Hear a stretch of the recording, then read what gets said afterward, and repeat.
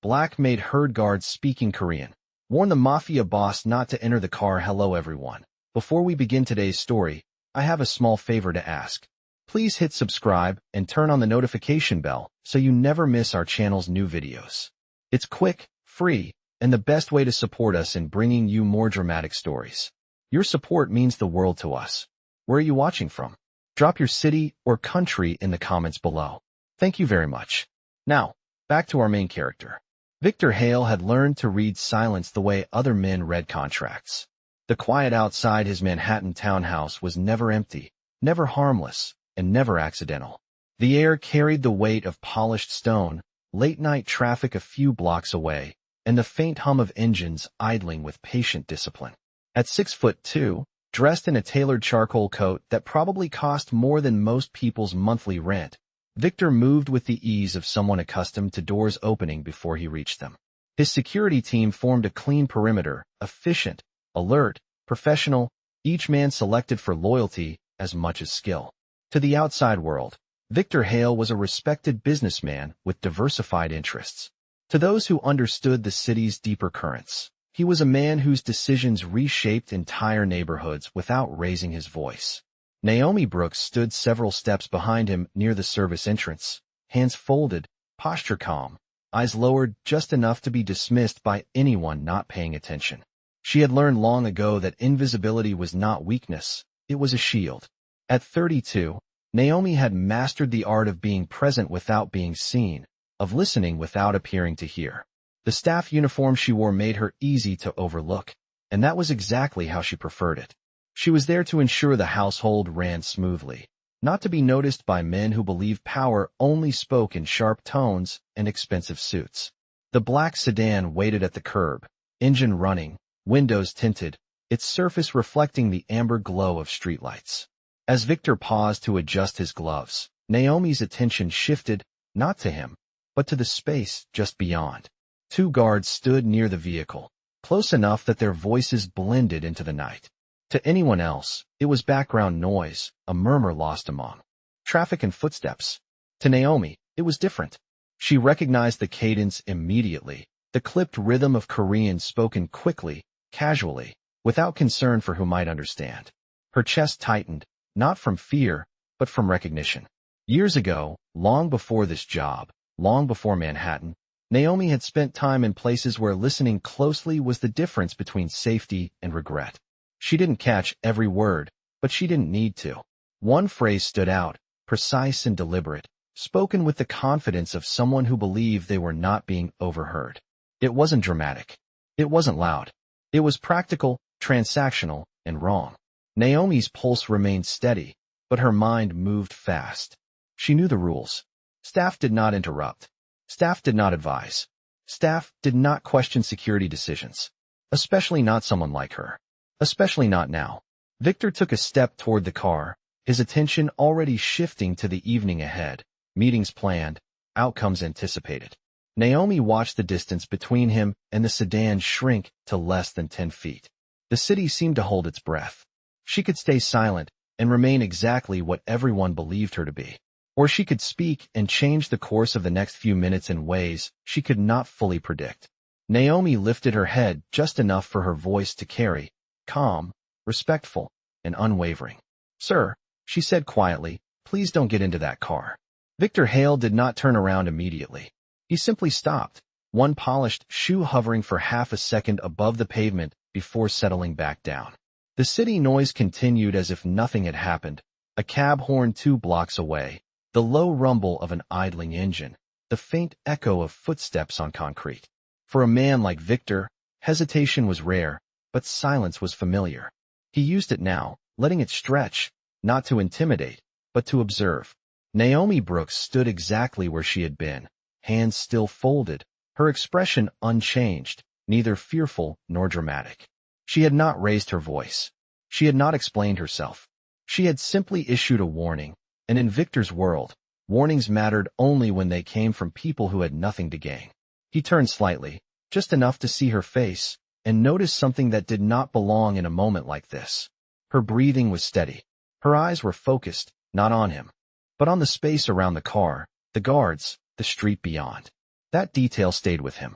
Most people, when they spoke out of place, revealed themselves immediately through panic or eagerness. Naomi showed neither. Ethan Cole, the head of security, shifted his weight, clearly ready to dismiss the interruption. Victor lifted one hand, a small motion, but enough to pause everything. Why? Victor asked, his tone even, not loud, not suspicious, simply curious. Naomi did not rush to answer. She understood timing the way some people understood money. She spoke quietly, carefully, choosing words that would not expose more than necessary. I overheard something I do not think you were meant to hear, she said. The guards near the car stiffened, just slightly. Victor noticed. He always noticed the smallest changes in posture. What did you hear? He asked. Naomi met his gaze now, just for a moment, then looked away, as if respecting a boundary that still existed. They were speaking Korean, she said. They mentioned the car in a way that suggested plans had already changed. That was all. She did not accuse. She did not speculate. She did not offer conclusions. Victor considered this. He did not speak Korean, but he understood leverage, and he understood patterns. People who betrayed others often assumed language was protection. He glanced at the sedan, then at Ethan. Switch vehicles, Victor said calmly. Full check. No urgency, no alarms. Just routine. Ethan hesitated for a fraction of a second, then nodded and relayed the instruction. The guards near the car stepped back, faces neutral, movements controlled. The sedan was no longer the center of attention, and that alone told Victor enough. Naomi stepped back into her original position, her role resumed, as if she had never spoken at all. Victor watched her from the corner of his eye. You understand Korean, he said, not as a question, but as a statement. Yes, sir, Naomi replied. Learned it years ago. Victor did not ask how or why. He had learned that people who survived long enough carried skills from lives they no longer discussed. The replacement vehicle arrived, identical in appearance, indistinguishable to anyone without a trained eye. Victor did not move toward it immediately. Instead, he paused again, this time deliberately. You did the right thing, he said, his voice low enough that only she could hear. Naomi inclined her head slightly, accepting the acknowledgement without relief or pride.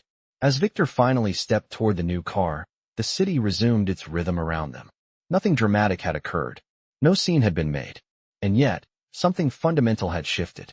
Victor Hale had just been reminded that power did not always announce itself, and Naomi Brooks had proven that sometimes the most dangerous thing in the room was the person everyone forgot to notice. The ride away from the townhouse was smooth. Almost too smooth, the kind of controlled motion Victor Hale preferred when his thoughts were busy. The new vehicle blended into traffic within seconds, passing through familiar streets measured in blocks and stoplights rather than danger. From the outside, it was an ordinary late evening in Manhattan. Inside, Victor sat back and let the quiet do its work. He did not check his phone. He did not speak. He watched reflections slide across the glass and replayed the moment in his mind. The timing, the tone, the absence of fear. Naomi Brooks had not acted like someone trying to be important. She had acted like someone trying to be precise. Precision, Victor knew, was expensive to learn. At a red light, he glanced at his reflection and allowed himself a small, controlled breath. He had survived long enough by listening to what others ignored. Tonight, he had almost ignored the wrong voice. Back at the townhouse, Naomi returned to her tasks with the same quiet efficiency she always carried. She wiped down a marble counter that already shined, straightened a stack of mail that would be reviewed later, and moved through rooms where wealth settled like dust. No one questioned her. No one praised her. That was the balance she maintained. Still, the words she had overheard lingered in her thoughts, not as fear, but as confirmation. Language was never just language. It carried intention, timing, and assumption. The guards had assumed no one like her would understand. They had been wrong. Naomi had learned long ago that being underestimated was not an insult. It was an advantage. Victor returned later than usual, just before midnight, the townhouse lights adjusting automatically as he entered. Naomi heard the door before she saw him, the familiar weight of his presence shifting the air. She kept her eyes on her work as he passed, but she was aware of him stopping, not directly in front of her, but close enough to signal purpose. You said you learned Korean years ago, Victor said. Naomi nodded.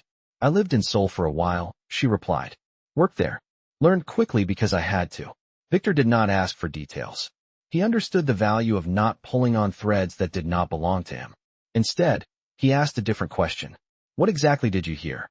Naomi paused, choosing clarity over caution. They spoke about timing and confirmation, she said. About making sure the right person was in the car before anything else happened. It was not a conversation meant to be overheard. Victor absorbed this without reaction. There was no anger on his face, no surprise. Only calculation. Thank you for telling me, he said after a moment. Naomi inclined her head and returned to her work. She did not wait for reassurance. She did not expect protection.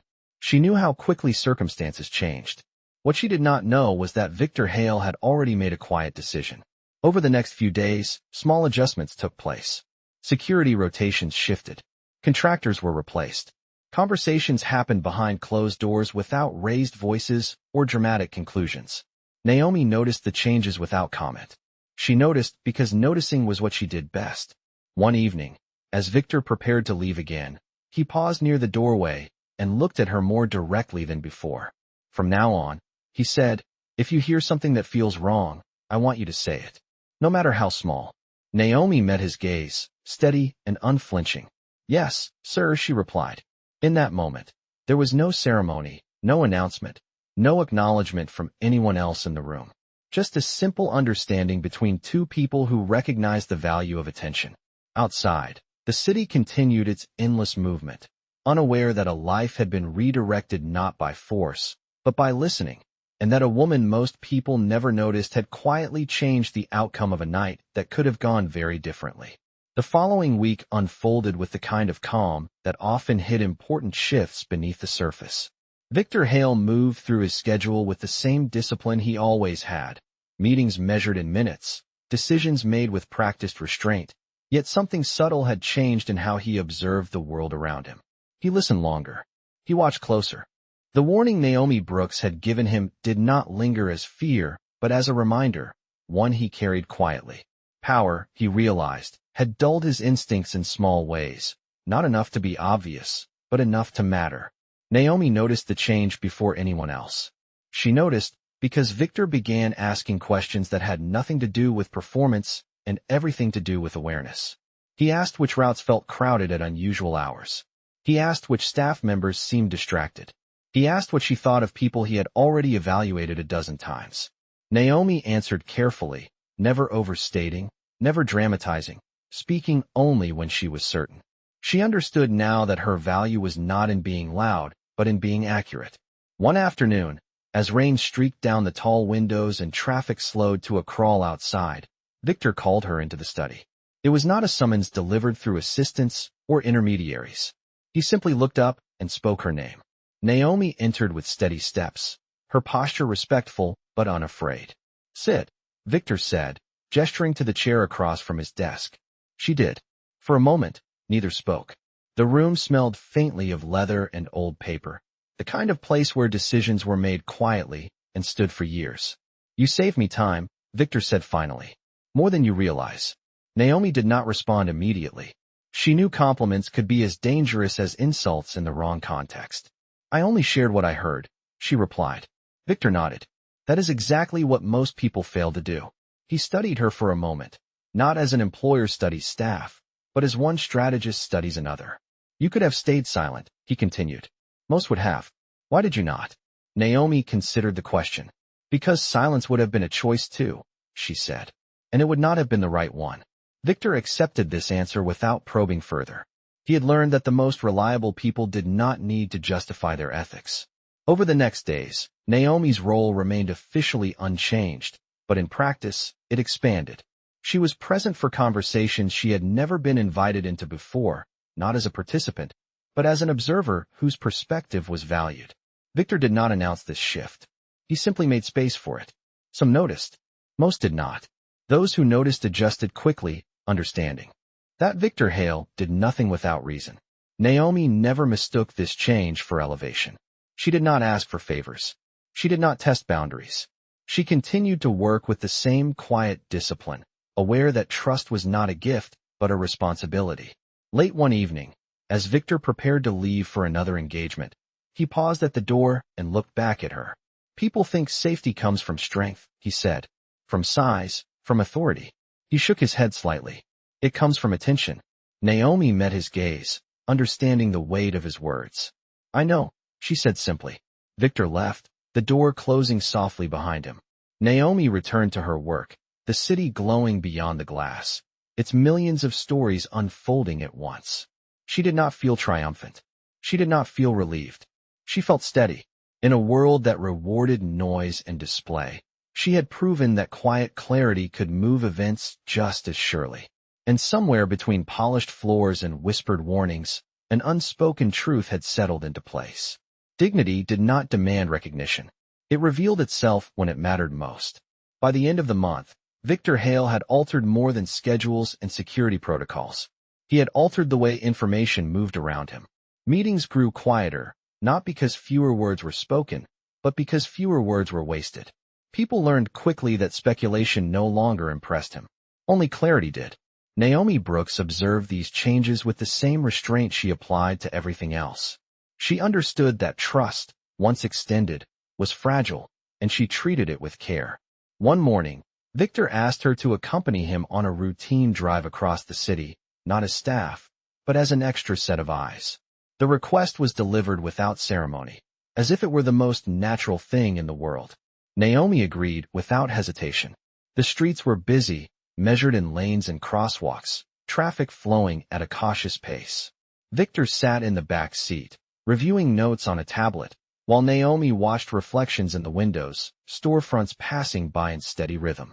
Halfway through the route, she noticed something small, almost insignificant, a pattern of turns that did not quite align with the destination Victor had mentioned earlier. She did not interrupt immediately. She waited, listening to the hum of the road, counting blocks, letting the inconsistency reveal itself fully. After a few minutes, she spoke, her voice calm and precise. This route is longer than usual, she said. Victor looked up, not surprised. Do you think it is intentional? He asked. Naomi considered the question carefully. I think it is unnecessary, she replied.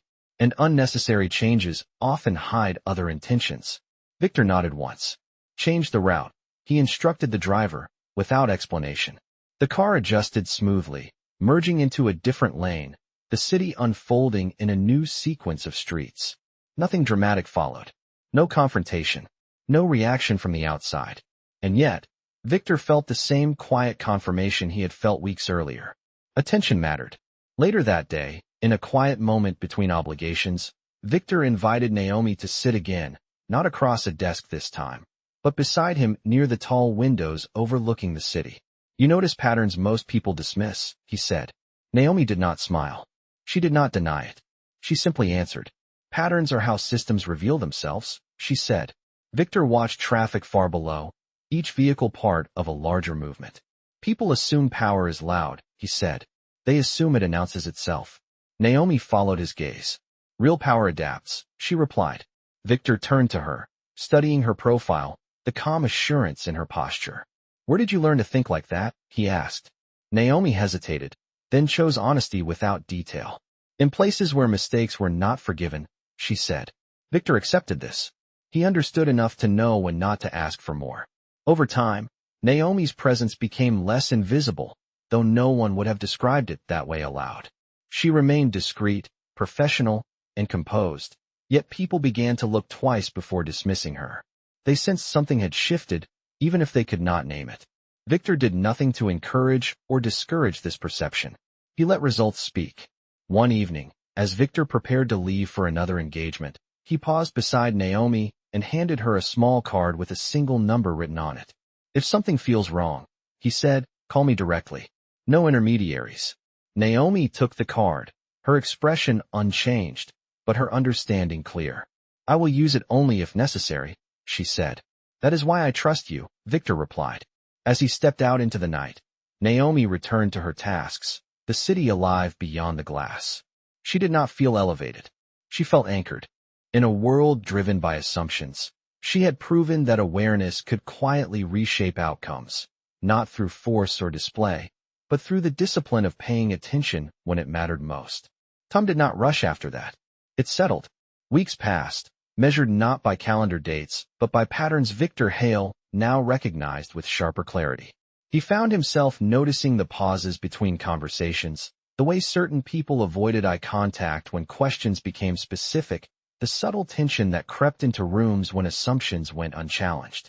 Naomi Brooks remained a constant presence, never intrusive, never passive, her awareness functioning like a quiet current beneath the surface of daily routines. One afternoon, Victor asked her to join him during a meeting preparation, not to speak, but to listen. The discussion centered on a partnership that appeared beneficial on paper, numbers aligned, timelines reasonable, no obvious risks. As the conversation unfolded, Naomi noticed a detail others dismissed, a repeated emphasis on urgency that did not match the scale of the proposal. She waited until the meeting ended before mentioning it. "They are rushing you," she said quietly once they were alone. Victor considered this. "Rushing is not always suspicious," he replied. "No," Naomi agreed, "but unnecessary urgency often means someone does not want time to ask questions." Victor leaned back, absorbing this. He delayed the agreement without explanation. Days later, new information surfaced that confirmed her concern, not through exposure or confrontation, but through absence. The opportunity quietly dissolved when patience replaced haste. Victor did not comment on it again, but he remembered. Naomi's influence remained understated. She was not elevated in title or position. There were no announcements, no visible rewards. Yet her presence altered outcomes in ways only Victor fully understood. One evening, as rain tapped steadily against the windows and the city lights blurred into reflections, Victor found himself speaking more openly than he had intended. "People mistake control for strength," he said, almost to himself. Naomi listened. "Control is fragile," she replied. "It requires constant force. Understanding lasts longer." Victor looked at her, surprised not by her answer, but by how naturally it fit into his own thoughts. "You do not seek recognition," he observed. Naomi shook her head slightly. "Recognition changes how people listen," she said. "I prefer accuracy." That answer stayed with him. In a world that rewarded visibility, Naomi chose precision. Over time, others sensed her importance without being able to explain it. Instructions she offered were followed without question. Concerns she raised were addressed immediately. No one challenged it directly. They simply adjusted, as people often did around Victor Hale. One night, after a long day, Victor stood near the window overlooking the city, its grid of streets glowing beneath him. He considered how close he had come to ignoring a warning weeks earlier, how easily habit could have overridden attention. He turned to Naomi. "Most people think survival is about power," he said. "About being feared." Naomi considered this, then answered softly. "Fear is loud," she said. "It announces itself. Awareness is quiet. It waits." Victor nodded. He had built his life on anticipation, on seeing what others missed. Yet he had almost missed the most important signal because it came from a voice he was conditioned to overlook. That realization did not sit comfortably with him, but it mattered. From that point on, Victor made a deliberate effort, not just with Naomi, but with everyone around him. He listened longer. He asked fewer questions, but better ones. He measured people by how they observed, not how they presented themselves. Naomi continued her work, unchanged in demeanor, steady in presence. She did not seek validation. She did not expect gratitude. She understood that her role was not to be seen, but to ensure that what mattered was not ignored. And in that quiet alignment between power and perception, something rare took shape. Not loyalty built on fear, but trust built on attention, the kind that did not need to be spoken aloud to be understood.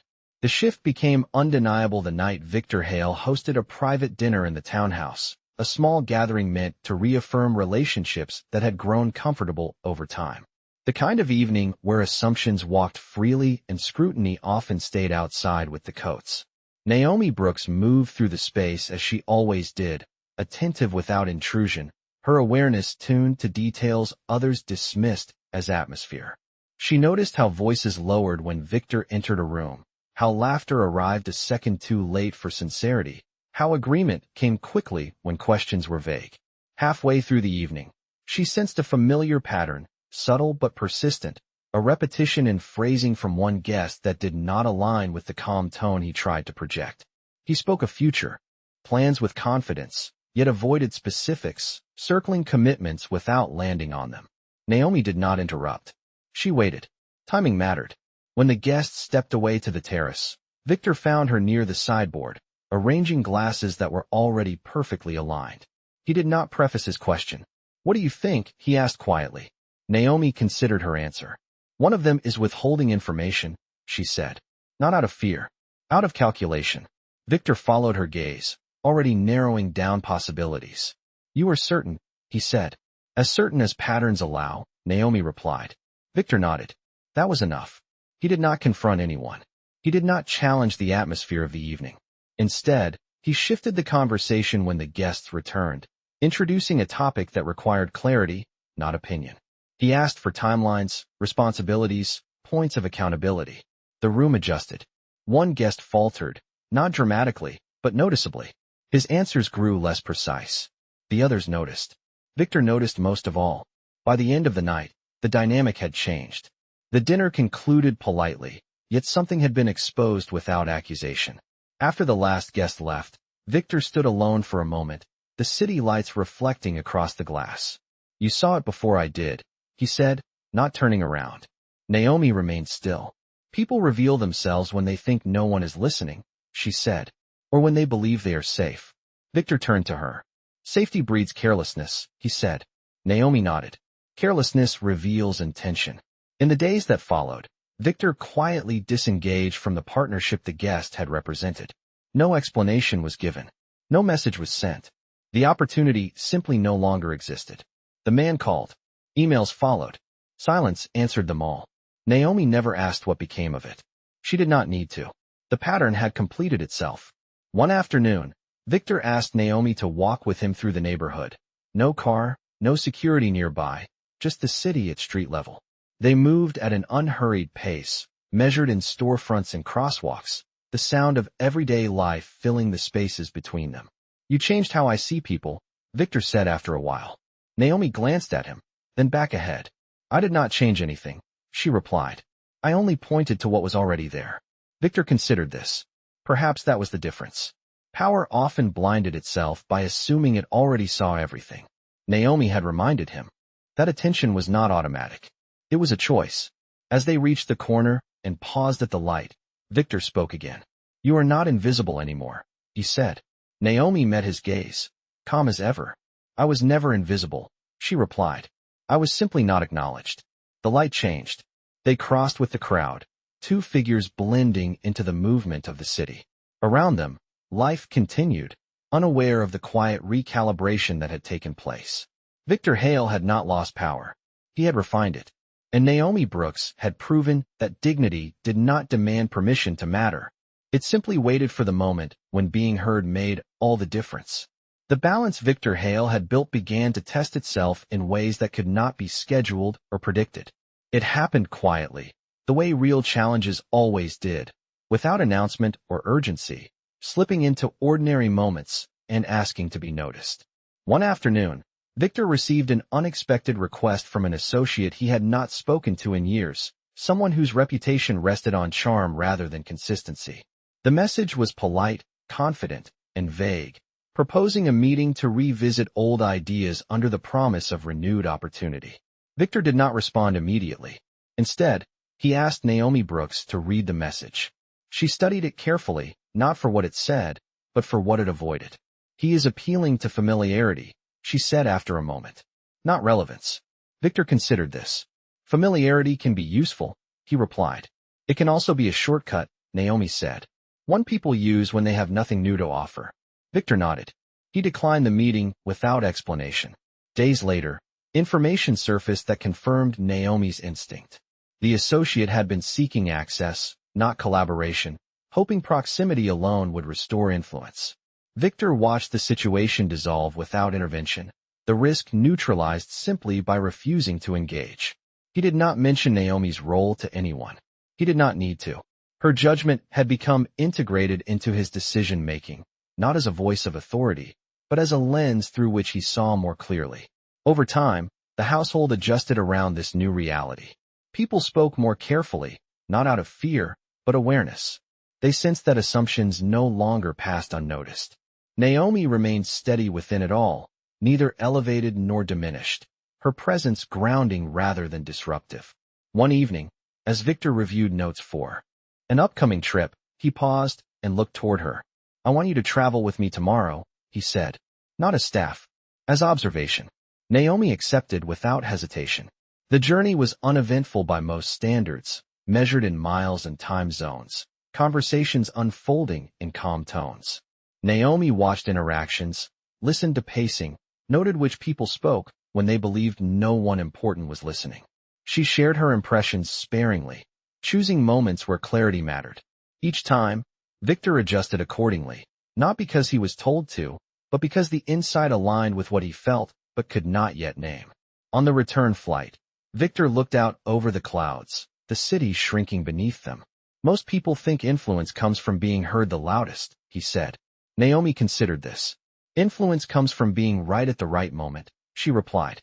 Victor smiled faintly, not in amusement, but recognition. That evening, back in Manhattan, Victor made a quiet decision that did not involve contracts or announcements. He formalized Naomi's role privately, ensuring her position was protected without altering how she moved through the world. She would not be displayed. She would be relied upon. When he told her, Naomi listened carefully. "I will continue as I have," she said. "That is why this works," Victor replied. As the days settled into a new rhythm, the city carried on unaware. Power still moved through rooms, deals still formed and dissolved, but something essential had shifted beneath it all. Victor Hale had learned to listen without prejudice. Naomi Brooks had demonstrated that dignity did not require permission to influence outcomes. Together, they had created a quiet equilibrium, one built not on fear or force, but on attention and trust, the kind that reshaped destinies without ever demanding to be seen. The city never noticed when Victor Hale changed the way he moved through it, and that was exactly the point. Power that announced itself invited resistance. Power that listened simply endured. Months after the night Naomi Brooks had spoken up, Victor stood at the same townhouse window where so many decisions had been made, watching traffic trace familiar patterns below. The world looked unchanged, yet everything felt different. He no longer measured strength by how quickly people obeyed him, but by how much truth they were willing to share when they thought nothing was at stake. Naomi moved quietly behind him, attending to details that rarely earned acknowledgement, yet now carried a different weight. She was no longer merely maintaining order. She was preserving clarity. Victor turned to her, not with ceremony, but with the same calm he reserved for matters that truly mattered. "You altered my trajectory," he said. Naomi did not respond immediately. She had learned that some statements were not requests for reassurance, but acknowledgments that needed no reply. "I did not intend to," she said at last. "Intent is not what changes outcomes," Victor replied. "Awareness does." He paused, then continued. "That night, when you warned me, you did not ask permission. You did not hesitate. You simply acted." Naomi considered this. "I trusted what I heard more than what I was told to ignore," she said. Victor nodded. That trust had saved him not only from a single mistake, but from a pattern of complacency he had not realized he was forming. From that point on, he had chosen differently, not louder, not harsher, but wiser. The consequences were visible only to those who knew where to look. Relationships that depended on shortcuts faded away. Alliances rooted in clarity strengthened. The city continued its rhythm, unaware that a man many feared had learned humility in the quietest way possible. Naomi's life changed as well, though from the outside, it appeared much the same. She remained composed, reserved, and private. She did not seek recognition or advancement. Yet her voice carried weight now, not because it demanded attention, but because it earned trust. People listened when she spoke. More importantly, Victor listened when she remained silent. One evening, as the lights dimmed and the household settled, Victor handed Naomi a folder. Inside were documents securing her future, protections she had never asked for and never expected. "This is not a reward," he said. "It is acknowledgement." Naomi reviewed the contents without visible reaction, then closed the folder. "Thank you," she said simply. Victor studied her for a moment. "You know," he said, "most people believe dignity is granted by others." Naomi met his gaze. "Dignity is something you carry," she replied. "Others simply decide whether they will respect it." Victor smiled, a rare expression, not of satisfaction, but understanding. That night, as Naomi returned to her work and Victor returned to his thoughts, the city outside remained unaware of the lesson that had taken root within its walls. No headlines marked the change. No stories were told. Yet something essential had shifted. A powerful man had learned that intelligence did not always speak loudly, and a woman long overlooked had shown that respect was not requested, it was demonstrated.